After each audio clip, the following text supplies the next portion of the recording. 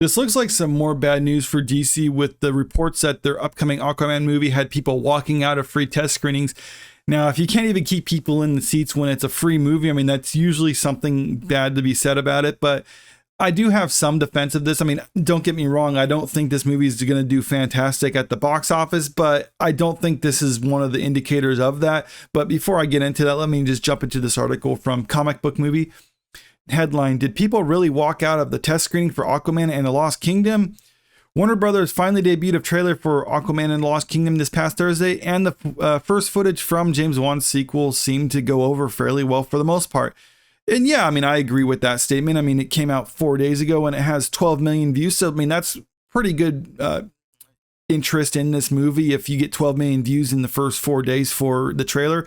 And right now, as you can see, I mean, the like to dislike ratio is pretty strong in favor of Aquaman. So, I mean, it looks like there are people who are interested in this movie, but this latest news is a little bit concerning for some people paying attention.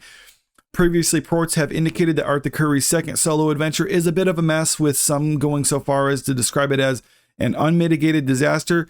We do know that the film underwent several rounds of reshoots, though Wan played this down in a recent interview, and I'll get more on James Wan's statements on the reshoots in a little bit.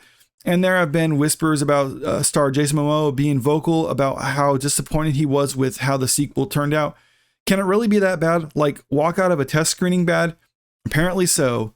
We heard this had happened earlier this year, but didn't really buy it. However, Grace Randolph has now revealed that she was told the same thing, and insider My Time to Shine H has backed her up. So yeah, a lot of people are saying, like, if people were just walking out of a free test screen, that just means that this movie is a complete disaster. Well, you got to understand, with the test screening, a lot of times when people are going to a test screening, it's not like they're picking which movie that they're going to see a test screening of. Most of the time, they're just told that they're going to be going to a test screening and they don't know anything about the movie.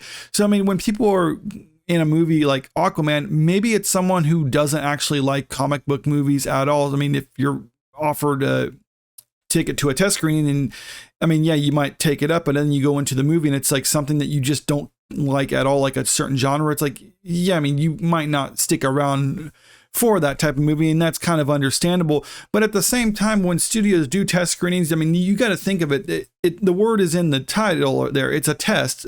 So many times the studio would be unsure about certain things or certain scenes that they make for the movie. So they're like, well, we don't know if this is going to be good, so we'll put it in a test screening and see what audiences think of it. And if it doesn't work, they'll be like, yeah, it just kind of confirms what we thought. If it does work, it's like, okay, well, that's a surprise. So that is a time when you can play around with stuff. So when you hear about a test screening going badly, you got to take it with a pinch of salt in that matter, because that in and of itself is not indicative of the movie.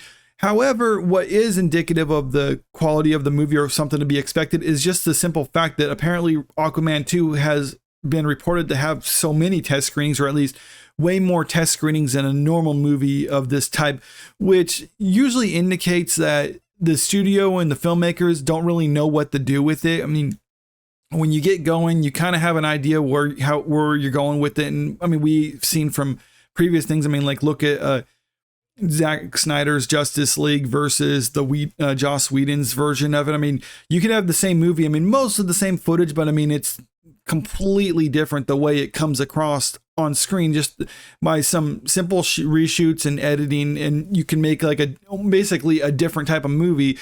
So that's not really what's going on with this. I mean, it seems like they don't know what they're doing with it, and that's why they've done so many test screenings, because you're trying to find something that works with the general audience.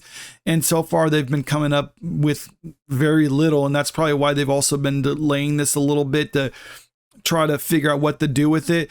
And also just kind of going back to the James Wan comments about this, because he does say that, like, trying to defend, like, oh, well, we didn't have so many reshoots. This is what he had to say. We have big actors in this movie and everybody's schedule is really hard, Wan said.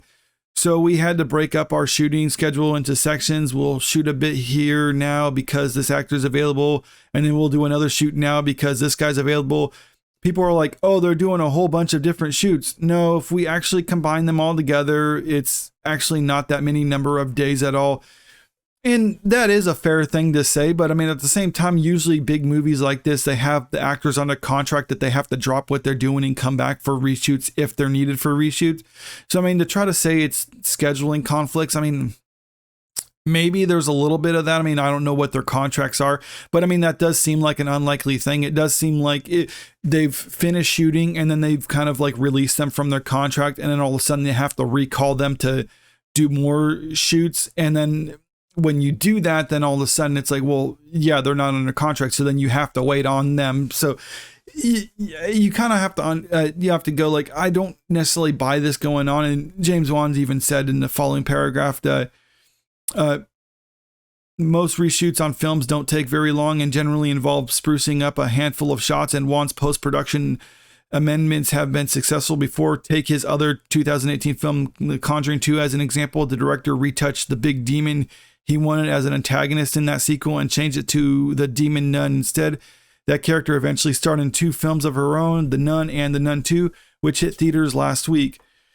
So, yeah, I mean, that's a fair point. I mean, it seems like what's going on right now is less that, they're doing standard reshoots, and more James Wan has different ideas on how to do things, and that's why they're recalling people, and that's kind of why they have to wait for their schedules to open up to do this sort of things.